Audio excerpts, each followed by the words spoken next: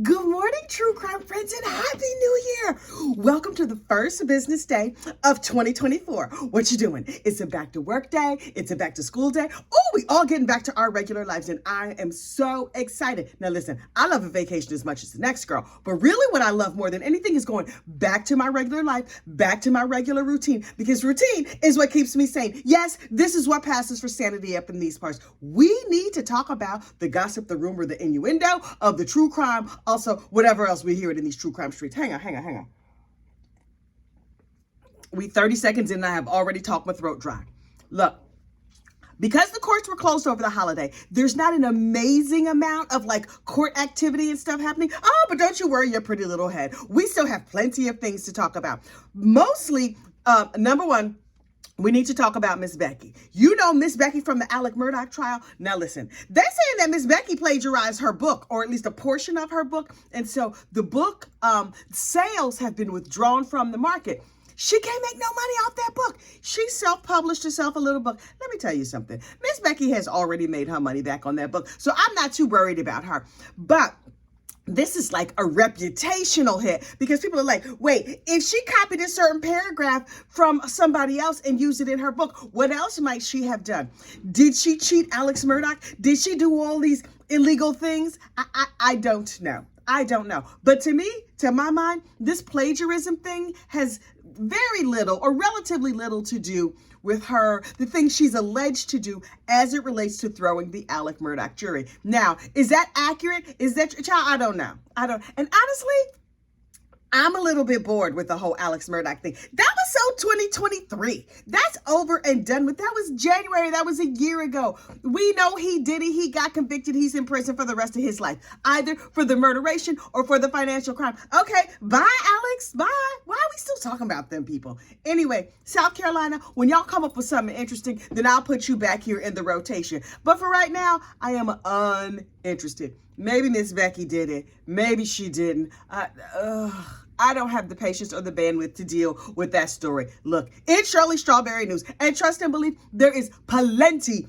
of Shirley Strawberry news, and we need to talk about it. First of all, for those who don't know, now if you're watching this channel, you already know who Shirley Strawberry is. But there might be a new person here. Hey, new person, welcome. My name is Kathy. Please like this video, subscribe to the channel. Look, Shirley Strawberry is the co-host of the Steve Harvey Morning Show on the radio. Do people still listen to radio? I have not listened to the radio in years. Honestly, I was not even entirely certain that that radio program was still going because, you know, radios. Anyway, so her husband got arrested. Okay, no big deal. Only here's the thing. Miss Shirley is always on she has what's called the Strawberry Letter. And in the Strawberry Letter, she's over here giving out love advice and life advice. And is her advice trash? Yes. Most of her advice is garbage. But it is very entertaining. So people listen to it. And Steve is supposed to bring the hee-hee. And Shirley is supposed to bring like the common sense. This is what a normal person would do. Turns out, Miss Shirley Strawberry, oh child, her whole life is raggedy. Her whole love life situation is raggedy to the next degree. So she's always talking about, oh, well, if a man cheats, then you should not tolerate that and blah, blah, blah. Come to find out, her husband is cheating and scamming and involved in like a Pedialyte scandal over there. Oh, yeah, and possibly some buggery. He doing nasty thing with children and babies. Children and pets. Nope. It's too much nasty for me. I can't. So Mr. Ernest Williams is her husband. Ernesto. I don't know. He's just a regular black man. I don't know how he got the name Ernesto as a nickname, but okay, whatever. So Shirley and Ernesto got married like 8-9 years ago, and they was all like the picture of like love and love later in life. She got married in her 50s and whatever. Okay, maybe she was in her 60s. The second marriage, everyone was like, oh, isn't this beautiful? It's just lovely. Come to find out, she was putting up with a whole bunch of nonsense that me and you, we would probably not tolerate. He was only home a couple nights a week. Nope. He out a couple nights a week? Okay. He's scamming people. He's robbing people. In the 9 years they've been married, they've been evicted 7 or 8 times. What? you know how I feel about eviction. I only got evicted once. I've never been evicted in my life, but there would only need to be the threat of eviction, and you in charge of the money. I'm like, boo boo. You in the money situation, y'all break it up. I am now in charge of all of our finances. But okay, she's out here doing all of that. He was running all kinds of scams and schemes, had several other side chicks. He might have been a pimp. I don't know. But so Shirley was like, I've had enough of your madness. And she broke up with him, but not before supporting him for a year while he was behind bars. And so because he's been behind bars for a year and change, we got all the jail phone calls. There's a YouTube channel called Phone Calls from Prison. Phone Calls from Prison has all the tea. And I'm perched, I'm listening, I'm leaning in real hard. I can't listen hard enough because I'm nosy. And so are you, because you own a channel called Gossip, Rumor, and Innuendo. Come on. Let's just be honest with ourselves. We want to know other people's business, and this is where you get other people's business. Are you here for facts? No. Oh, yeah. No, we don't do all that research and stuff like that. We take what we heard on the street, and we just have a little kiki about it over here. So this is what I heard on the streets. So recently, the way this story got big in the public was that Ernesto's lawyer was on a Zoom court little thing, and he was just like, so my client would like to get released on bond, and his wife says he could come home. Here's the letter of support that she wrote. I, Shirley Strawberry, being his wife and madly in love with this mama Luke, that means idiot, says he could come home and I love him and he gonna have a safe place to stay, even though he's charged with some hideous things, including buggery and being a Pedialyte and possibly doing something as related to my daughter. Child. Based on the jail phone calls that we have heard now, Shirley ain't write that letter. Who knows who wrote the letter? Did the lawyer just make it up? But according to Shirley, she never wrote that letter. She never signed nothing. She never said nothing like that. As a matter of fact, at the time that letter came out, she had already broken up with him and told him, nah, you can't come over here. I don't know where you go, but you can't come over here. So if you get out on bond, number one, it won't be me posting the bond. I'm not giving not one nickel, not one dime for you and your foolishness. So do what you must. Now, did the lawyer make up that letter? Lawyer, sir, we need to have a little talk with you. Or not. I'm just lurching in the bushes listening to your information. So how do we know this? Well, Ernesto was having conversations with his little side chick, Miss Sonia.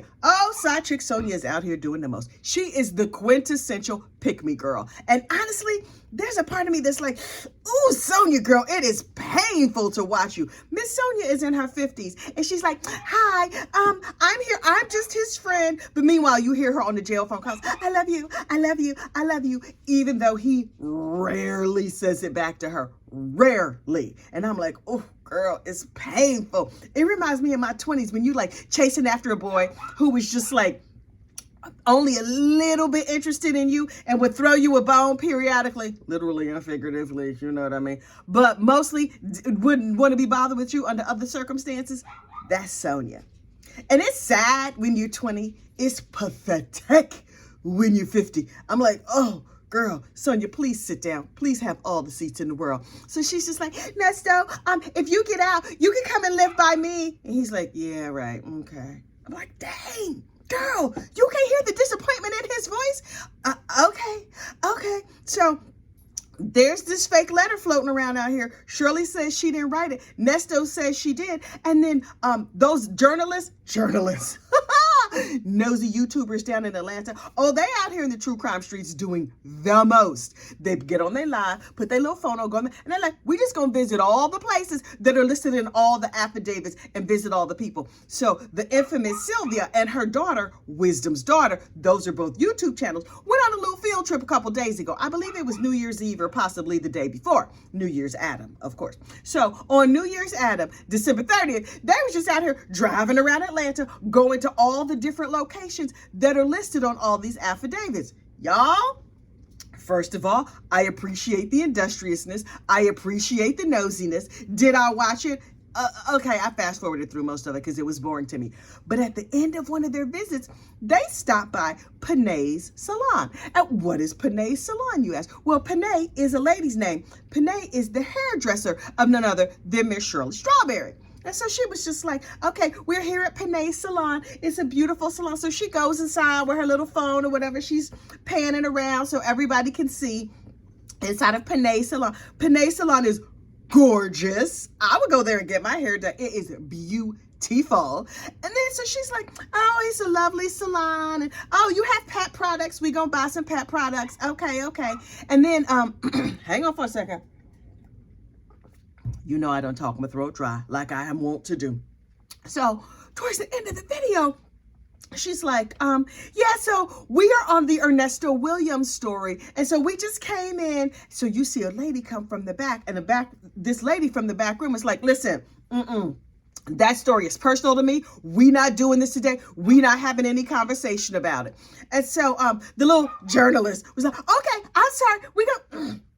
Don't mind us. We just came. That's what brought us here. We really think your salon is beautiful. And then they said some other mess and they bought some products for the dogs. And then they left. And then when they left, you see them saying, you know who the lady was who said she's not going to talk about it today? That was Shirley Strawberry. That was Shirley's daughter. Also, Shirley apparently was lurking in the back room. Now listen. This story is kind of a nothing burger, but also kind of fascinating. I'm really torn about it. Like, oh, Sheridan is like, look, also, apparently Sheridan went live on her Instagram or whatever to say like, oh, I'm in the hair salon and this is what my hair looks like before and this is what my hair looks like after. She has a gorgeous head of hair. Absolutely gorgeous. Also, in the before and after salon pictures, you can see Shirley lurking in the back. I'm like, oh. So when the YouTube nosies, aka journalist, was up in the salon, Shirley was in the salon too. Oh, too bad they couldn't get an interview. Listen, those videos have gotten thousands and thousands of hits over the last day or two. So even though it was kind of like a nothing video, it was kind of a everything video. And I was all over it. What else are we talking about? Wait. And Sonia, the side chick, she put out a GoFundMe because she said, and I quote, this is a huge story in the Black community. And so they're going to be able to raise money to help Ernesto with his plight now that his famous wife has dumped him.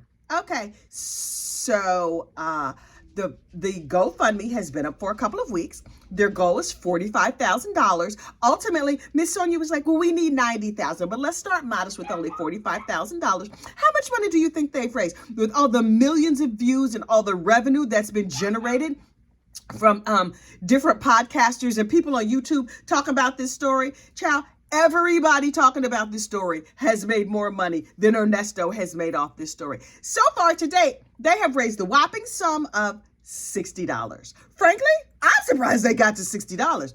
I will link the video in the description box of this one where I read all of the comments that people put, the words of support. Apparently, when this GoFundMe first went up, you could only write words of support if you made a donation, and the minimum donation was $5. So a bunch of people donated $5 so they could read Miss Sonia for filth. One of them was entitled, You Raggedy Trash Bucket. Okay. And then they went on to explain their feelings about this terrible man and this plight and how pathetic Sonia is. Ooh, child, I'm embarrassed for you. The secondhand embarrassment is almost too much. But look, as the courts reopen today, there are a lot of new cases coming our way. Oh, we have the Chad Daybell cases coming down the pike. We have some other stuff whose names escape me right now. But we have real cases in the new year, and I am very excited about it. Last but certainly not least, now listen, we did an octopus drop yesterday. Go back and look at the January 1st video. Y'all know I give away little loveys. Right now, which loveys do I have over here? I just have the little tropical goldfish over here today. Look, little tropical goldfish. So we give away little loveys on this channel so that when you're watching a true crime case, you're like, oh God, what happened? You have something to grip onto and you can hug him and love him. And then you can use them to dab your tears if something sad happens, right? I crochet compulsively. And when I'm done crocheting, I end up like in this case with a whole bunch of tropical fish. And what am I going to do with this many tropical fish? I have lots and lots and lots of them. Then I just give them away.